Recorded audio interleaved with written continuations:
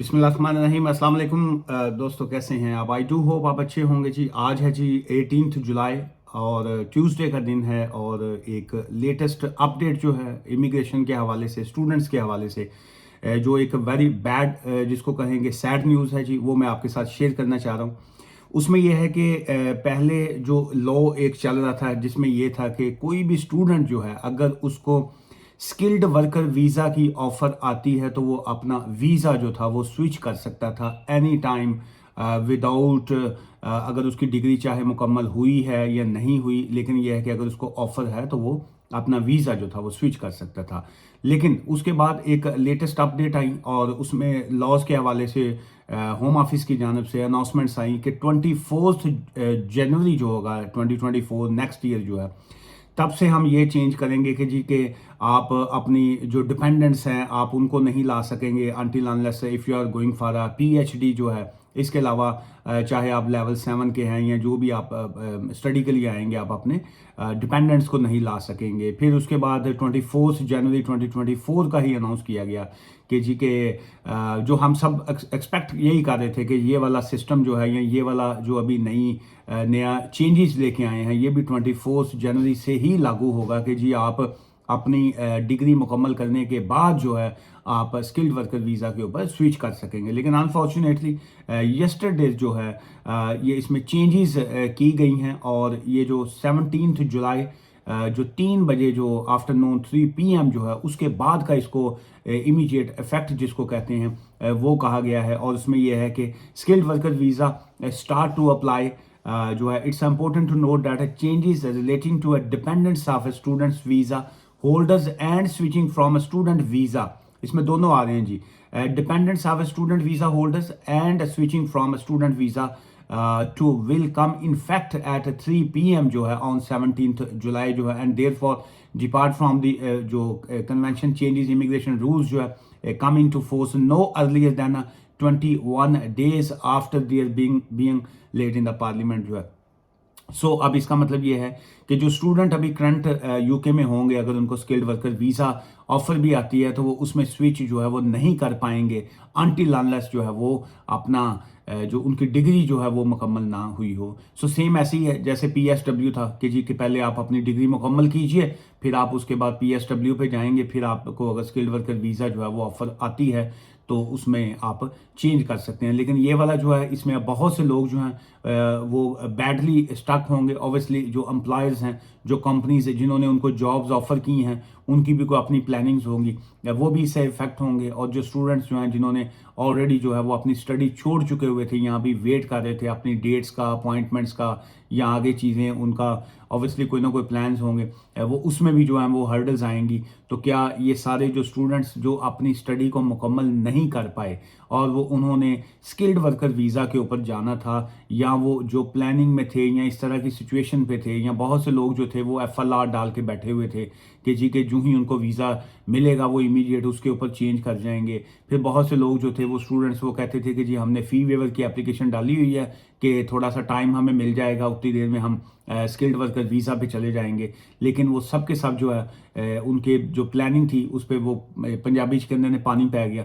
ये एक बड़ा एक इमीडिएट इस तरह का जो इश्यूज़ हैं ये स्पेशली जो ह्यूमन राइट्स वकील हैं, जो मेरी तरह के, जो इस तरह के हम लोग ह्यूमन राइट्स के हवाले से बड़ा एक्टिवली काम करते हैं, लेकिन इस तरह की सिचुएशन से जो है वो बड़ा सैड सिचुएशन आई है कि क्या ऐसे स्टूडेंट्स के लिए जो है, नंबर एक तो ये है कि हम बिल्कुल इसकी एक तो आवाज़ भी हम उठा रहे हैं जी ह्यूमन राइट्स ऑर्गेनाइजेशंस के सामने, और जो हमारा ग्रुप्स होते हैं वहाँ पे भी, कि ये एक इमीडिएट इफेक्ट जो है यहाँ इस तरह का कानून जो है ये ऑब्वियसली अगर आपने पहले अनाउंस किया था या पहले आपकी प्लानिंग थी कि जी हम 24 जनवरी से जो करेंगे, so then that's fine. It's एक मेंटली तौर पे एक माइंड बना होता है स्टूडेंट्स का भी, वकीलों का भी, और ऑर्गेनाइजेशंस का भी, एम्प्लॉयज़ का भी, कि जी ठीक है जी अभी टाइम है, अभी ये जुलाई जा रहा है, आगे अगस्त सितंबर ये जनवरी तक जो है खासा टाइम है, जिन्होंने चेंज करना है वो कर लें। लेकिन इस तरह की सिचुएशन जो इमीडिएट चीज़ें हैं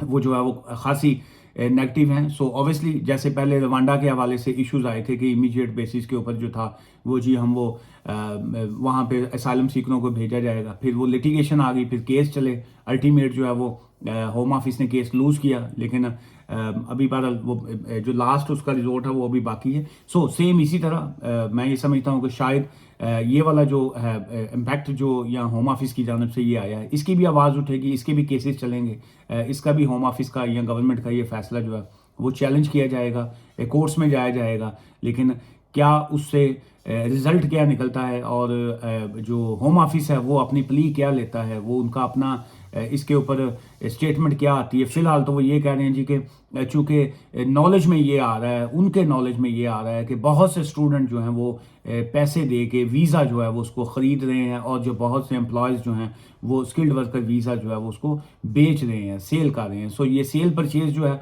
वो कहते हैं कि ये भी एक क्राइम है, इमिग्रेशन ट्रैफिकिंग की तरह आता है, जैसे इलीगल माइग्रेशन है, जैसे आप बोर्ड्स में बैठ के आके केस फाइल कर देते हैं या इस तरह के हैं। सो सेम वो समझ रहे हैं जी कि ये भी एक क्राइम है। सो डेफिनेट इसमें नो डाउट कि buying and selling work visa जो है इस अ क्रिमिनल ऑफेंस। लेकिन क्या ये सारे लोग ऐसे कर रहे हैं? So then the answer is no. बहुत से जो एम्प्लॉयज़ हैं वो प्रॉपर अपनी कंपनीज के अंदर जो है वो जॉब्स ऑफर कर रहे हैं। बहुत से जो स्टूडेंट्स हैं वो उनमें बड़ा स्किल होता है, जो एक इट डजेंट मीन कि एक जो स्टूडेंट है वो अगर स्टडी पे है तो उसमें स्किल नहीं है। बहुत से जो डिफरेंट फील्ड्स में काम करने वाले लोग हैं उनमें बड़ा स्किल्ड होता है, तो वो सेम टाइम वो चाह रहे होते हैं कि जी स्टडी चलिए हम बाद में भी कर लेंगे, लेकिन अगर एक हमें जॉब्स मिल रही हैं, एक अपॉर्चुनिटी मिल रही है, तो क्यों ना हम इसका जो है वो फ़ायदा उठाया जाए। सो इसमें दो चीज़ें आ रही हैं जी। फिलहाल तो ये वाला पॉइंट तो बड़ा क्लियर हो गया कि ये जो रिमेनिंग चेंजेस की भी बात हो रही है कि फिलहाल तो ये जो 17 जुलाई को ये अपडेट्स आई है, उसके बाद है जी remaining changes to skilled worker visa and shortage occupation list will come into force on 7 August जो है, 7 अगस्त को जो है इसकी अब नई एक लिस्ट आएगी। सो एक तो इस चैनल को देखते रहिएगा ताकि आपको यूके इमिग्रेशन लॉज के हवाले से आप ये देख सकते हैं कि जी के जो लेटेस्ट अपडेट्स होती हैं। मैं अभी चूँकि अभी इसकी अपडेट हमें होम ऑफिस की जानब से इसका नोटिफिकेशन आया कि जी ये अपडेट्स हैं, तो मैं अभी मैं रेडी टू ऑफिस था जाने के लिए, लेकिन मैंने सोचा कि मैं इससे पहले कि वहाँ पहुँच के फिर बिज़ी हो जाता है, तो मैं आपके साथ जो है ये अपडेट जो है जाने से पहले ही शेयर कर जाऊँ जी। सो एक तो चैनल देखने से आपको लेटेस्ट यूके इमिग्रेशन की अपडेट्स मिलती रहेंगी, और 7 अगस्त जो है उसमें शॉर्टेज ऑक्यूपेशन के हवाले से और स्किल्ड वर्कर वीज़ा के हवाले से बहुत ज़्यादा जो तब्दीलियाँ आ रही हैं, उसकी प्रॉपर मुकम्मल डिटेल्स जो हैं वो आएंगी, लेकिन वो लाजमी तौर पे मैं आपके साथ शेयर करूंगा।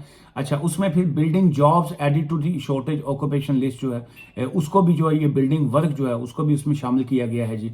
और ये अभी फाइनल स्टेज नहीं है, लेकिन 7 अगस्त को हम प्रॉपर शेयर करेंगे।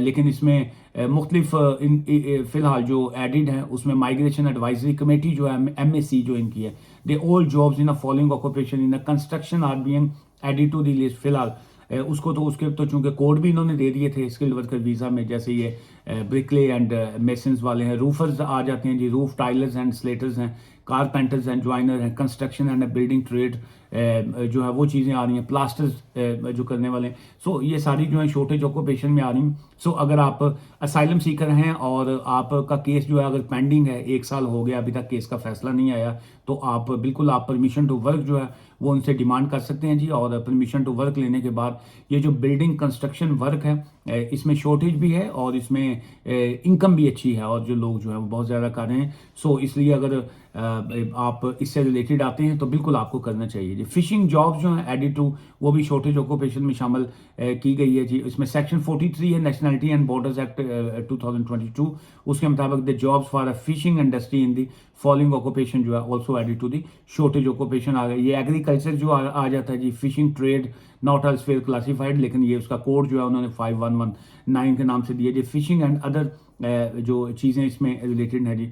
और इसके अलावा और भी बहुत सी चीज़ें जो है उसमें आ रही है जी। Applicant must genuinely intend to intake a sponsored job जो है, ये इंटेंड टू जेन्युइन जो है चीज़, ये मेजर इफेक्ट इसका यही है जी कि क्या जो है वो इलीगल चीज़ें तो इसमें नहीं हो रही। ये थी जी आज की अपडेट, लेकिन इससे आपको ऑब्वियसली डिसअपॉइंटमेंट है, बहुत से लोग जो हैं अपसेट होंगे, लेकिन वो कहते हैं ना जी कि where there is a will there is a way. जहाँ पे आपका कोई प्लान होता है, जहाँ पे कोई रास्ते जो प्लानिंग होती है, रास्ते जो है वो खुद ब खुद बन जाते हैं। गो विद द फ्लो और सिस्टम के साथ चलिए। और लेकिन ये है कि जो भी आपके लीगल मैटर्स हैं, आप किसी भी वकील के पास जाना चाहें, मेरे पास आना चाहें, यू आर मोस्ट वेलकम। लेकिन प्रॉपर लीगल एडवाइस लेके कोई इलीगल काम करने की बजाय, ये बिल्कुल पैनिक होके ओवर स्टेयर होने के बजाय, छुप के बैठने के बजाय कि जी ये ऐसे हो गया, जी इंज हो गया, हुन इंज हो गया, अच्छी चुप करके बैठ जाइए। सो अगर आप चुप करके बैठ जाएंगे तो फिर चुप करके ही बैठे रहेंगे। सो जो अपनी खामोशी तोड़िए, और जो भी अगर आपके इश्यूज हैं उस पर आप बात कीजिए। And you are most welcome. अगर आप बारी लॉ एसोसिएट हमसे रब्ता करना चाहें, और हमारा ऑफिस जो है वो फ़ोन कंसल्टेशन की और फेस टू फेस मिलने की फ़ीस चार्ज करता है। लेकिन ऑब्वियसली इस वक्त स्टूडेंट्स के हवाले से काफ़ी इश्यूज आएंगे लोगों को भी। सो उसमें कंसल्टेशन फ़ीस जो है वो तो ऑफिस वालों ने चार्ज करनी होती है, लेकिन आगे जो आपके केसेस के हवाले से, जो भी फीस के हवाले से मैं कॉपरेट जो भी आपसे कर सका, जितना भी मेरे से तावन हो सका, मैं बिल्कुल आपकी सिचुएशन के मुताबिक जो आपसे कॉपरेट करूंगा। एंड आज की इस वीडियो से इजाज़त दीजिएगा, और वीडियो को आगे शेयर कीजिएगा ताकि बहुत से और जो हमारे बच्चे हैं, जो स्टूडेंट्स हैं, जो बहन भाई इस वक्त मुश्किल में हैं, उनकी मदद हो सके जी। दुआ में याद रखिएगा। Take care, bye for now, खुदा हाफिज़ जी।